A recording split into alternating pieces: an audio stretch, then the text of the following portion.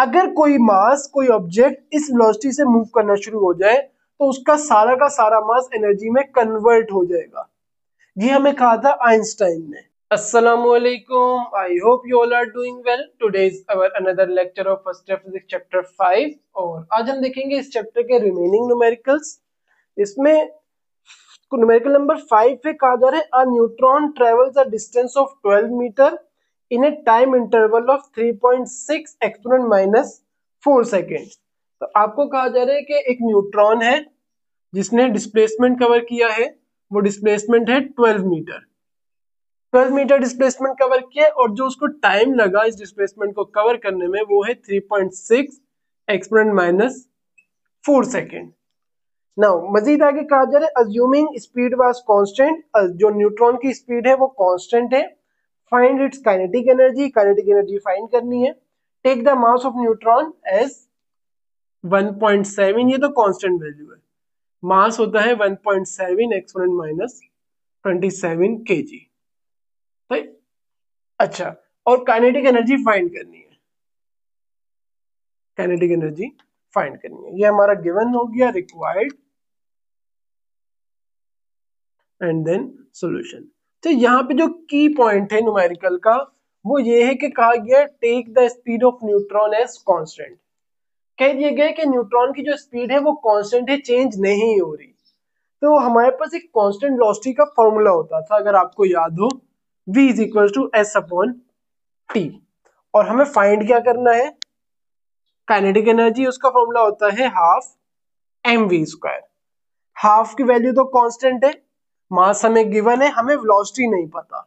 वो वेलोसिटी हम यहां से फाइंड कर सकते हैं क्योंकि हमें डिस्प्लेसमेंट और टाइम गिवन है। तो हमारे को जो बात बोलेगा take the velocity as constant, तो उसके लिए हम कांस्टेंट वेलोसिटी का ही फॉर्मूला यूज करेंगे। तो हमारे पास क्या हो जाएगा, v is equal to S upon T.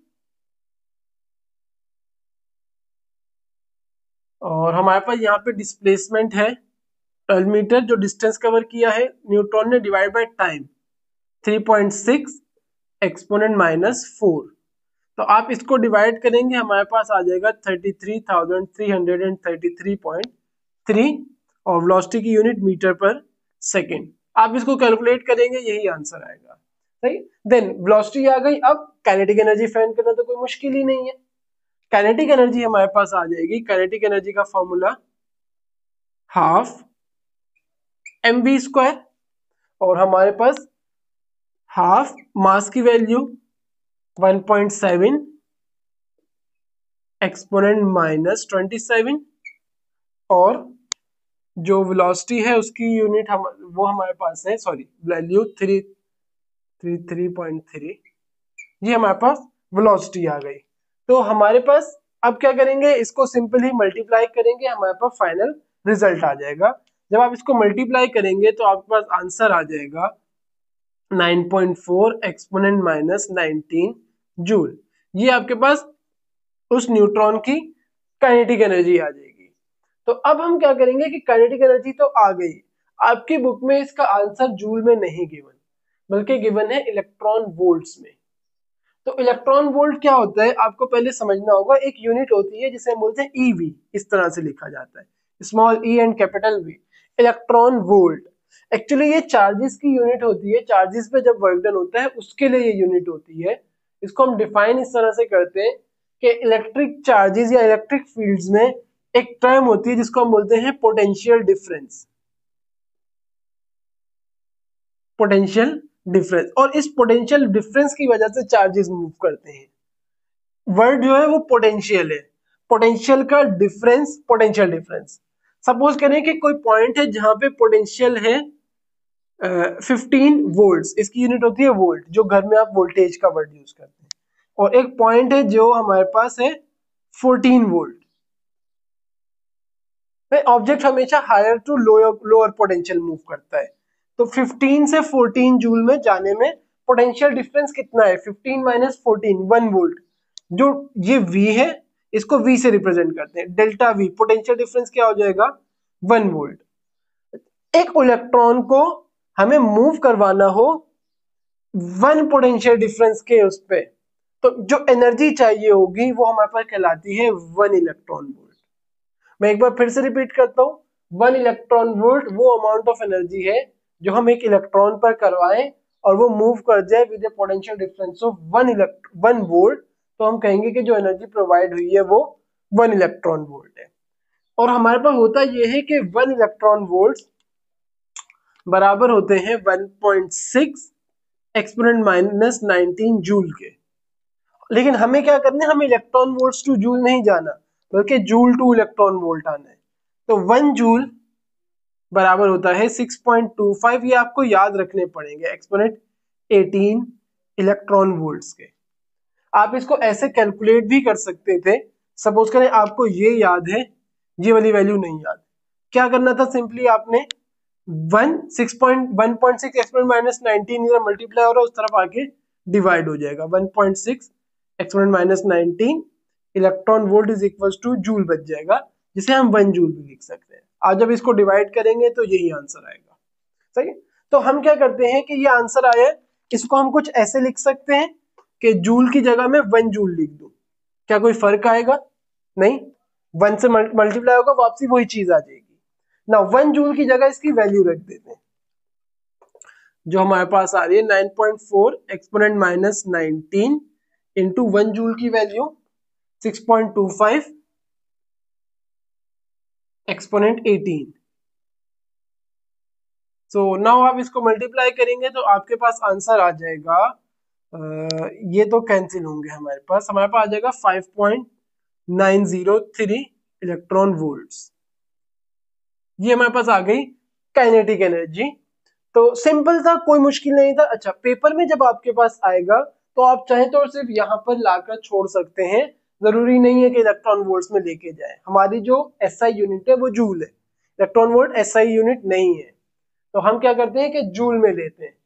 और ये तो सिर्फ इसलिए कि बुक में हुआ है तो मैंने कर दिया है, वरना इसकी नीड नहीं होती हमारे को। नाउ अब हमारे पास आता है न्यूमेरिकल नंबर 6। देखते हैं न्यूमेरिकल 6 में क्या कहा जा रहा है। न्यूमेरिकल 6 में कहा जा रहा है, a stone is thrown vertically upward and can reach to a height of 10 meter. Find the speed of a stone when it is just 2 meter above the ground. एक स्टोन है जिसको ऊपर की तरफ फेंका गया और जो उसकी हाइट थी वो हो गई 10 मीटर, ऐसे ही कहा गया। अच्छा, अब इसको आप डायग्राम से समझें वो ज्यादा बेहतर समझ आएगा। लेट्स सपोज ये हमारे पास सरफेस ऑफ अर्थ है, यहाँ पे एक ऑब्जेक्ट था जिसको ऊपर की तरफ फेंका गया, ऐसे ऊपर की तरफ फेंका गया, वो इस हाइट पे आ गया, और यहाँ पे जो हाइट है वो हाइट है 10 मीटर। सही, 10 मीटर की हाइट पे इसको फेंक दिया गया। Find the speed of stone when it is just 2 metre above the ground. अब क्या होगा कि यहां से जब ऑब्जेक्ट को ऊपर की तरफ फेंका तो बहुत हाई वेलोसिटी से फेंका गया होगा। ऐसा ही है, जैसे जैसे ऑब्जेक्ट ऊपर जाता जाएगा वेलोसिटी कम होते होते होते मैक्सिमम हाइट पर वेलोसिटी 0 हो जाती है। ये तो आपको अच्छे से पता होगा।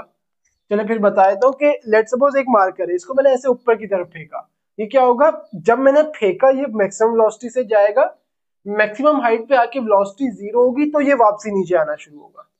तो मैक्सिमम हाइट पे जब कोई ऑब्जेक्ट चला जाता है तो उसकी वेलोसिटी क्या हो जाती है, 0। और मिनिमम हाइट पे वेलोसिटी कुछ ना कुछ होगी, वो मुझे नहीं पता, वो हमें नहीं पता। चाहे हम करते ये हैं, कहा ये गया कि ऑब्जेक्ट की वेलोसिटी कितनी होगी जब ये यहां से 2 मीटर की हाइट पे, लेट्स सपोज ऑब्जेक्ट यहां पे जब आया, इसके बीच में एक पॉइंट ले लेते हैं, यहां जब आया, जब इसकी हाइट थी 2 मीटर, ऐसे ऊपर की तरफ जा रहा है, अभी 2 मीटर की हाइट पे पहुंचा था, इस पॉइंट पर वेलोसिटी क्या होगी। तो हम क्या करते हैं, इसे खुद से पॉइंट्स बना लेते हैं। ये वाला पॉइंट इनिशियली जहां ऑब्जेक्ट है ये पॉइंट ए, फाइनल वाले को पॉइंट या इसको पॉइंट बी बोल देते हैं, और यहाँ पे पॉइंट सी है। सही, जब ऑब्जेक्ट पॉइंट ए पर है तो इसकी वेलोसिटी हम बोल देते हैं, इसकी वेलोसिटी होगी वी ए, पॉइंट बी पर velocity V B, point C पे वेलोसिटी वी सी बोल देते हैं। सही, रिप्रेजेंट कर रहे हैं सिर्फ हम। अच्छा, अब आपके पास हमें अगर देखा जाए वीसी पता है, मैक्सिमम हाइट पे वेलोसिटी क्या होती है, 0, तो वीसी हमारे पास 0 हो जाएगा। तो हम लिख देते हैं कि वीसी 0 है। तो इस न्यूमेरिकल में एक चीज याद रखनी है कि फिगर नेसेसरी होगी, क्योंकि मैंने जो VC लिखा है वो फिगर से देख के लिखा है। तो जब आप इसको अगर इन केस पेपर में आता है तो आपको फिगर बना के सब रिप्रेजेंट करना पड़ेगा, और फिगर बनाना एक अच्छी चीज होती है पेपर में, एक अच्छा इंप्रेशन जाता है। जो मैक्सिमम हाइट थी वो 10 मीटर थी। ये वाली जो हाइट है इसे हम बोल देते हैं H डैश, और ये इसको हम H बोल देते हैं। H डैश जो है हमारे पास वो है 2 मीटर। कहा क्या गया है, फाइंड क्या करना है, वेलोसिटी एट हाइट 2 मीटर, यानी कि VB को कैलकुलेट करना है एक्चुअली हमें। जब 2 मीटर की हाइट पे ऑब्जेक्ट पहुंचा तो उसकी वेलोसिटी क्या है VB, और ये VB फाइंड करना है।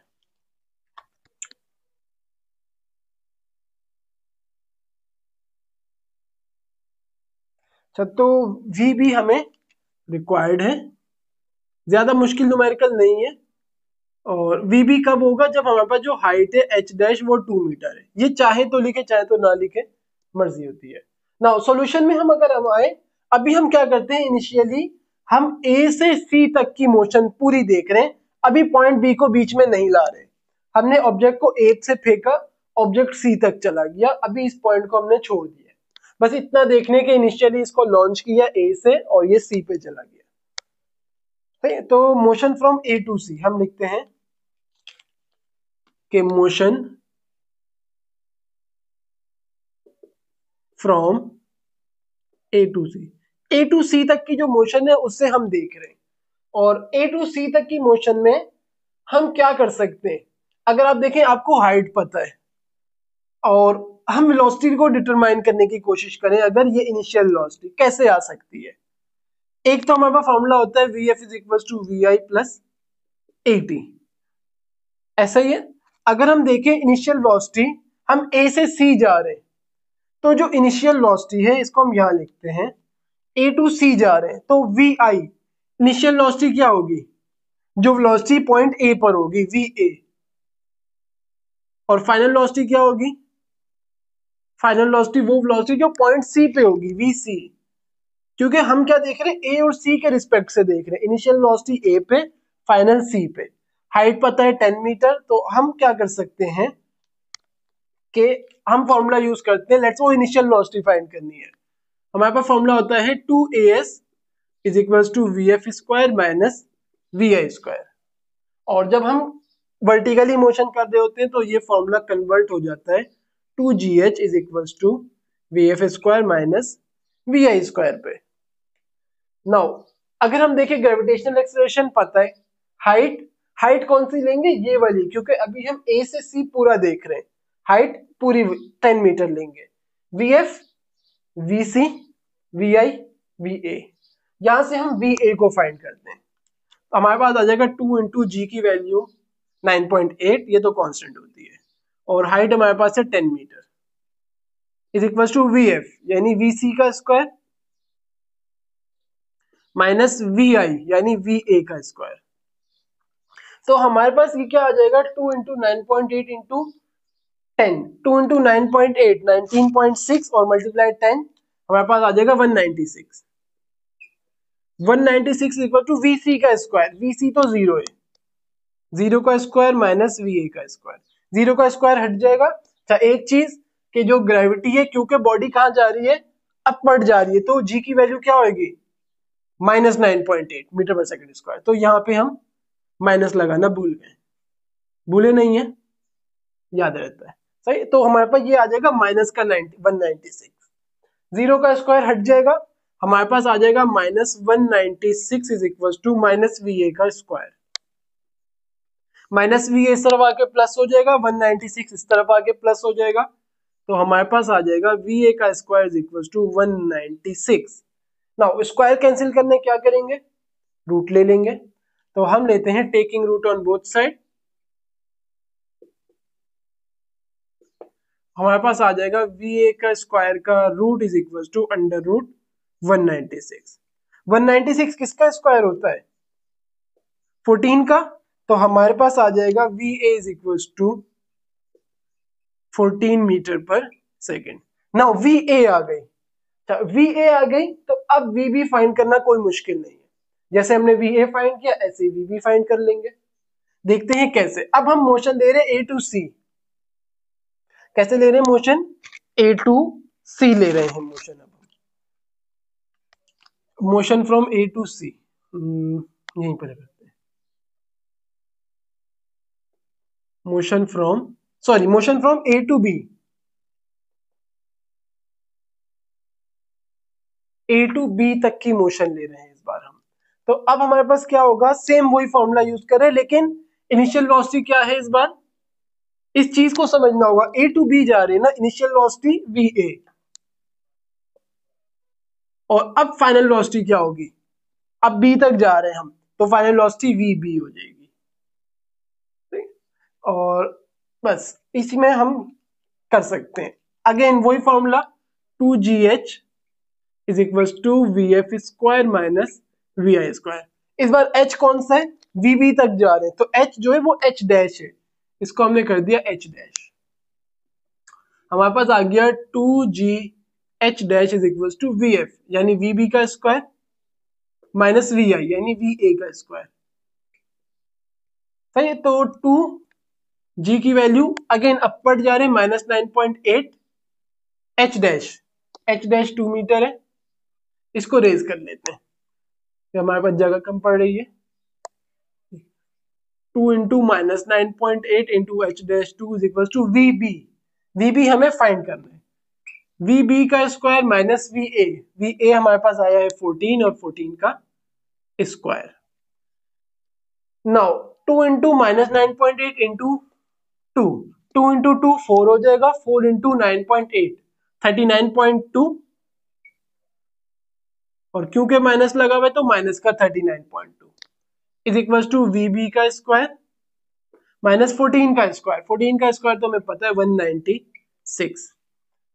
नाउ 196 माइनस का इस तरफ आके प्लस का हो जाएगा, 196 minus 39.2 is equal to V B का स्क्वायर। तो देखिए अब तो कोई मुश्किल आपके पास है ही नहीं, कोई मुश्किल नहीं होनी चाहिए। इसको माइनस करेंगे हमारे पास आ जाएगा 156.8 is equal to V B का स्क्वायर। इसको हम ऐसे भी लिख सकते हैं, वी बी का square is equal to 156.8। Now square कैसे कैंसिल करेंगे? रूट ले लेंगे, टेकिंग रूट। अच्छा आपने क्या करना है, जब लिखें तो ये पूरा लिखा करना है, taking root on both sides. V B के स्क्वायर का root is equal to under root 156.8। V B का स्क्वायर, सॉरी वी बी का स्क्वायर नहीं, स्क्वायर से रूट कैंसिल, हमारे पास आ जाएगा V B is equal to 156.8 का रूट हमारे पास आ जाएगा 12.52 मीटर पर सेकेंड। तो ये हमारे पास फाइनल रिजल्ट आ गया, जो क्या है वी बी की वैल्यू आ गई। तो आई होप कोई मुश्किल नहीं थी। सिंपल हमने एक ही चीज को 2 बार किया है, इसमें कोई मसला नहीं होना चाहिए आपको। वही चीज जो हमने पहले की थी वही हमने बाद में दोबारा कर दी है। तो एमसीक्यू न्यूमेरिकल 6 कोई ज्यादा मुश्किल नहीं था, बस थोड़ा समझने वाला था। और इस बात को याद रखना है, एमसीक्यू 6 में जो डायग्राम बनी है वो आपको बनानी होगी, क्योंकि लेट सपोज आपने ये पूरा कर दिया, आपके जहन में डायग्राम चल रही थी, चेक करने वाले को नहीं पता कि वी ए कौन सी वेलोसिटी है, वी बी कौन सी है और वी सी कौन सी है। ना उसको ये पता है कि एच डैश हमने 2 मीटर लिया तो एच कौन सा है, तो फिगर में आपको ये सब शो करवाना होगा। नाउ क्वेश्चन नंबर 7 है, the potential energy of a body at the top of a building is 200 joule, find the energy equal to 1 gram. से क्वेश्चन 7 है, यहीं से स्टार्ट करते हैं।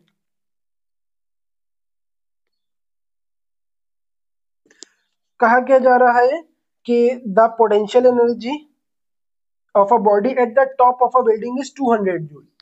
एक ऑब्जेक्ट की पोटेंशियल एनर्जी हाइट पर है, किसी बिल्डिंग पे है वो, और वो है 200 जूल। सही। देन मजीद आगे कहा जा रहा है when it is dropped its kinetic energy just before striking the ground is 160 joule. उस बिल्डिंग से ऑब्जेक्ट को फेंका गया, जब वो बिल्कुल जमीन पर आने वाला था तो उसकी काइनेटिक एनर्जी थी 160 जूल। अच्छा then find work done against the air resistance. यहाँ पे एयर रेजिस्टेंस जीरो नहीं है, नेग्लिजिबल नहीं है, रेजिस्टेंस ली गई है। तो रिक्वायर्ड हमारे पास क्या है, वर्क डन। रिक्वायर्ड हमारा है work done against air friction. Work done find करना है, कोई मुश्किल नहीं होनी चाहिए। अच्छा, करेंगे क्या हम, यहां से आपको ना एक चीज समझनी होगी कि हमने पढ़ा था वर्क एनर्जी थ्योरम।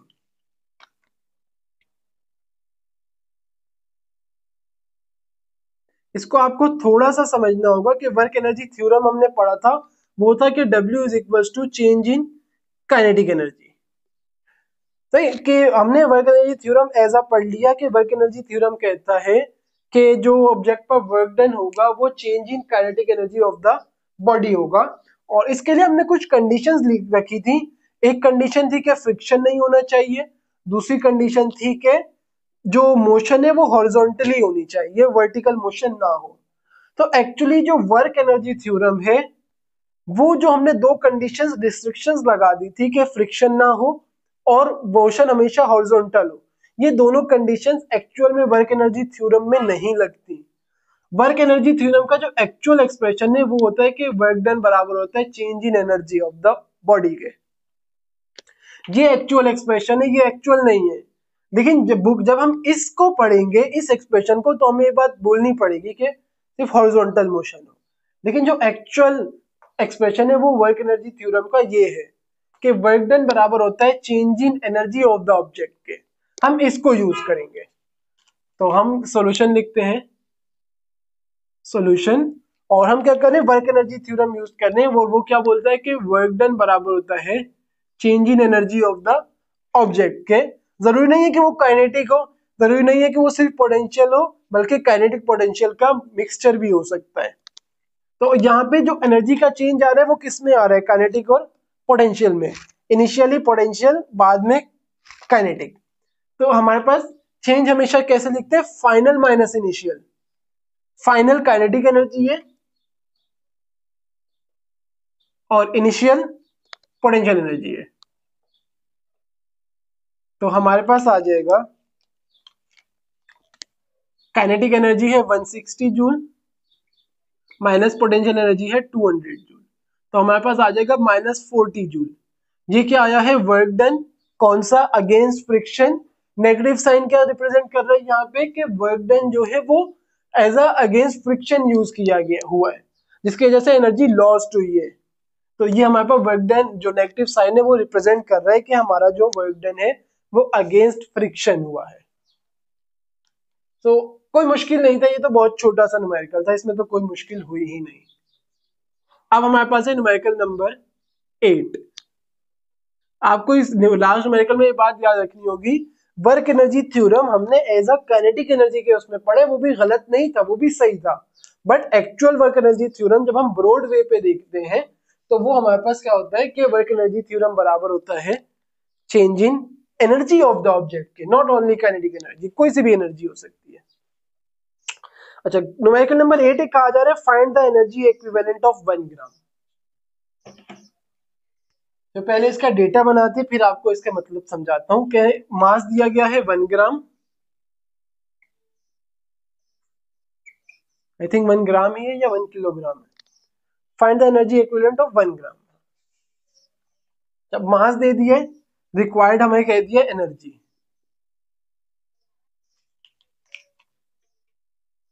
मैंने आपको एक लेक्चर्स में जब इसके लेक्चर्स बनाए थे एनर्जी कन्वर्जेशन के, कंजर्वेशन के, तो उसमें मैंने आपको एक बात बताई थी कि जो मास है वो एनर्जी में कन्वर्ट हो सकता है और एनर्जी मास में कन्वर्ट हो सकती है। जैसे हमने पढ़ा, energy neither be created nor destroyed. लेकिन हमारे पास होता यह है कि जो एनर्जी है वो मास में कन्वर्ट हो सकती है और मास एनर्जी में कन्वर्ट हो सकता है। ये हमें बताया था आइंस्टाइन ने। आइंस्टाइन ने एक इक्वेशन दी थी, वो इक्वेशन थी E is equals to mc square. General बहुत मशहूर इक्वेशन है ये क्या कहती है कि कोई भी ऑब्जेक्ट जिसका कुछ भी मास हो और वो स्पीड ऑफ लाइट से मूव करना शुरू हो जाए, ये c स्पीड ऑफ लाइट है और स्पीड ऑफ लाइट होती है 3.8 नहीं 3 एक्सपोनेंट 8 मीटर पर सेकेंड। अगर कोई मास, कोई ऑब्जेक्ट इस वेलोसिटी से मूव करना शुरू हो जाए तो उसका सारा का सारा मास एनर्जी में कन्वर्ट हो जाएगा। ये हमें कहा था आइंस्टाइन ने। और इस तरह के कुछ ऐसे होते भी हैं, जैसे आपके पास कुछ केमिकल रिएक्शंस होते हैं जिसमें क्या होता है कि फिजन रिएक्शंस और फ्यूजन रिएक्शन आप पढ़ के आए हैं। आई थिंक मैट्रिक का आपका लास्ट चैप्टर था, चैप्टर 18 या 20 फिजिक्स का, उसमें आपने फिजन और फ्यूजन रिएक्शन देखे थे। इसमें क्या होता है, high amount of energy release होती है और मोस्ट ऑफ द रिएक्शंस ऐसे होते हैं जिसके अंदर जो मास है वो चेंज हो जाता है चीजों का, और इसको बोलते हैं मास डिफेक्ट, यानी कि मास जो है वो कम हो जाता है, कुछ मास एनर्जी में कन्वर्ट हो जाता है, जो एक्चुअली यही इक्वेशन बता रही है। तो इसी इक्वेशन के थ्रू हम इस न्यूमेरिकल को करेंगे। हमारे पास फॉर्मूला क्या है, E is equals to mc square, जिसमें c की वैल्यू कांस्टेंट है और ये होती है 3 exponent 8 metre per second. Mass हमारे पास है 1 ग्राम, इसको किलोग्राम में कर लेते हैं। 1 ग्राम हमारे पास किलोग्राम में, आप क्या करते हैं ग्राम से किलोग्राम में जाने के लिए 1000 से डिवाइड कर देते हैं, तो मैं यही कर लेता हूं, आप इसके स्टेप्स बना लेना कि 1 डिवाइडेड बाय 1000 ग्राम, और ये हमारे पास आ जाएगा 0.001 किलोग्राम। हाँ 0.001 किलोग्राम मास आ गया 0.001, या आप 1 एक्सपोनेंट माइनस 3 भी लिख सकते हैं, जो आपके लिए आसानी हो आप वैसे लिखते हैं, और ये आ गया 3 एक्सपोनेंट 8। तो इसको कैलकुलेशन को आसान बनाने के लिए 1 एक्सपोनेंट माइनस 3 लिखना, 1 एक्सपोनेंट माइनस 3 किलो। आपके पास कैलकुलेटर होगा तो आपके लिए कोई मुश्किल नहीं होगी, मैं यहाँ कैलकुलेशंस भी समझाने की कोशिश करता हूँ इसलिए मैंने ऐसा किया। 3 एक्सपोनेंट 8, अच्छा 1 मल्टीप्लाई 3 रहेगा, multiply exponent minus 3 exponent 8, base same तो पावर ऐड हो जाएंगी, एक्सपोनेंट माइनस 3 और प्लस 8, माइनस 3 प्लस 8 प्लस का 5 आएगा, तो हमारे पास आ जाएगा 3 एक्सपोनेंट 5। एनर्जी है, एनर्जी की यूनिट जूल। तो ये हमारे पास एनर्जी इक्विवेलेंट आ गया है 1 ग्राम का। कि इसका मतलब ये है कि अगर 1 ग्राम मास है हमारे पास और वो स्पीड ऑफ लाइट से मूव करना शुरू हो जाए, तो उस 1 ग्राम मास से इतनी एनर्जी प्रोड्यूस हो सकती है। और ये कितनी एनर्जी है, 10, 100, 1000, 10,000, 3 लाख जूल तक एनर्जी प्रोड्यूस होगी 1 ग्राम मास से। तो देखिए 1 ग्राम से कितनी ज्यादा एनर्जी प्रोड्यूस हो सकती है, तो ज्यादा मुश्किल नहीं था। आई होप आपको ये लेक्चर समझ आया होगा। इंशाल्लाह नेक्स्ट लेक्चर में इसके रिमेनिंग न्यूमेरिकल्स हम देखेंगे। अल्लाह हाफिज।